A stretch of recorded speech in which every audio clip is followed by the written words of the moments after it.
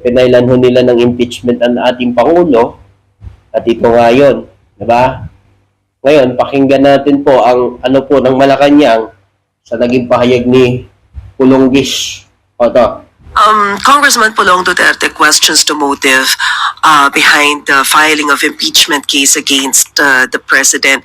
He said that the lawyer who filed the impeachment against PBBM is the same lawyer who represented the First Lady in the disbarment case against Attorney Glenn Chong. May we have your comment on that?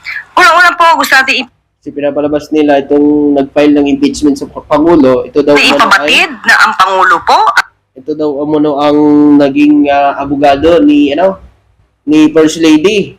Mga kababayan, so ito pakinggan natin ang sagot niyo si Claire. Una-una po, gusto natin ipabatid na ang Pangulo po at ang administrasyon na ito ay hindi po eksperto sa paggawa ng intriga at hindi eksperto sa pagplanta ng ebidensya. Naku. Ayos talaga to si Claire ang patama, no? Oh. Oo naman, mga kababayan. So, sanay na sanay yung mga didilis gumawa ng mga ganyang plantang ebidensya, di ba? Eh, ang Pangulo, hindi naman ganyan eh. Kasi mga kababayan, gawain nila yan. Ngayon, pinagdududahan nila ang Pangulo na gumagawa-gawa o planta ng mga ebidensya laban sa kanila. Pero sila pala yung gumagawa ng ganyan. Diba? Grabe, no? Sila yung gumagawa tapos ipapasa nila sa presidente. Napakabait po ng Pangulo natin. No? Sinusunod ang due process. Diba? Oh, tingnan nyo nga. Kahit naging kaalyado sa alyansa, si Bong Revilla, diba? Oh. Pinanigan ba siya ni BBM? Sinunod kung anong nasa batas at kung ano ang nasa ebidensya, kung sino ang mga sangkot sa mga issue sa flood control.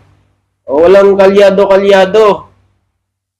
Kung yun po ang kanilang nailagay na grounds for the impeachment ng ating Pangulo, malamang ay wala silang makitang ibang dahilan para ma-impeach ang Pangulo. Oh. Di ba? So, wala silang ibang dahilan, o wala silang maano na ipato na impeachment laban sa ating Pangulo, kundi etong script nila na lagi nilang sinasabi sa kanilang mga rally. Di ba? Ayan lang lagi, di ba? Tuwing rally nila, mga kababayan. Yan lagi yung sinasabi nila, di ba? Sa ating Pangulo. Kay Pulong, di ba? Ganyan, kinidnap, bangag, adik tayong presidente. Di ba? Yan lagi yung ano nila eh. Yan lagi yung ibinabato nila sa ating Pangulo eh. So yan din ang ginagay nila na impeachment sa ating Pangulo. Ibig sabihin, wala nang iba. Yan lang. Pero kay Inday Lustay, grabe. Ang kapal ng ebidensya laban sa kanya. Tuloy natin. Sabi niya ay ang nagsamparaw ng kaso ay abogado na nagrepresent kay unang ginang or First Lady Liza Marcos. Yan po ay walang katotohanan. So sana po ay matapos na ang pagiging source of fake news. Fake news na naman. So ibig sabihin mga kababayan, wala talaga silang wala na talaga. Puro fake news na lang talaga ang laban nila sa ating Pangulo. 'Di ba? 'Di ba? Ganun lang 'yan mga kababayan. Wala silang mailaban sa ating Pangulo, kaya ngayon babanat na lang ng fake news o paninira sa administrasyon. Diba? Wala silang may sa Pangulo dahil wala naman talaga eh. Ang kanilang mga panel nila na impeachment, walang ebidensya. Kumuha sila doon kay Senador Amy. Kumuha sila doon kasi di ba si Senador Amy nagsabing nag-ano ang Pangulo. Nung nagsalita sa doon sa rally ng INC, na maagang natapos, pinatigil agad.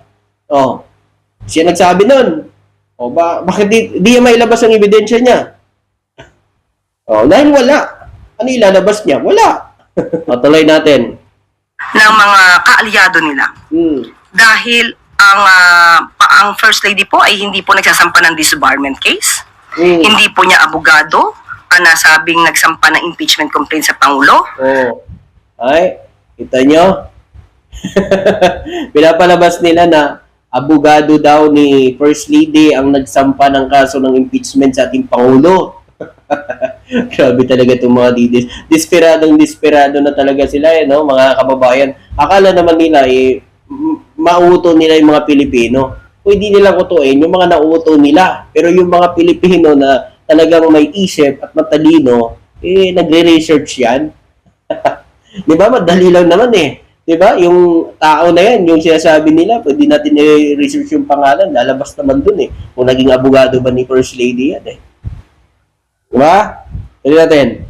At kung nagsampa man siya ng disbarment case, ito ay on his own volition. So, hindi po niya nire-represent ang unang ginang. So, that's fake news. Oh, that's fake news. Fake news na naman. Diba?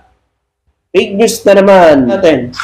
May kinalaman po ba dito yung administration? Definitely, none. Kaya nga sabi natin, hindi po tayo sangkot sa anumang pagplanta ng ebidensya katulad ng ginawa ng kanyang ama. Oh. Sila Diba? Ulong, ano?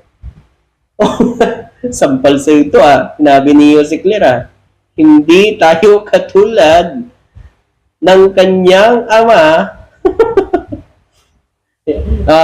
Hindi ho marunong gumawa ng planta-plantang ebidensya ang administrasyon. Hindi katulad ng kanyang ama na gumagawa ng mga plantang-plantang ebidensya.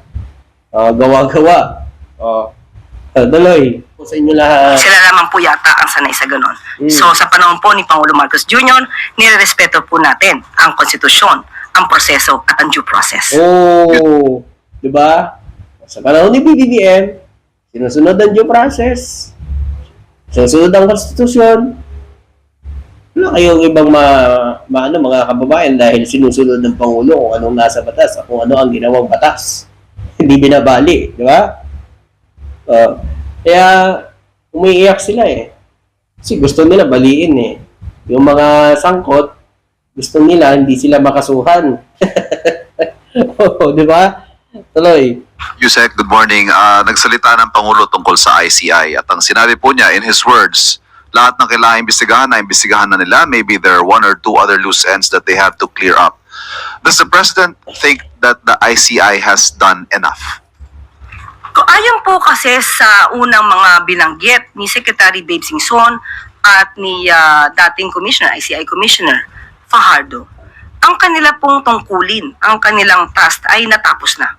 So ang kailangan na lamang po dito ay ipunin, i-gather ang mga ebidensyang nakalap at So, ibig sabihin, tapos na po ang ICI sa pag-iimbestiga. Ngayon, igagather na lang lahat na ebidensya at ipapasa sa ombudsman.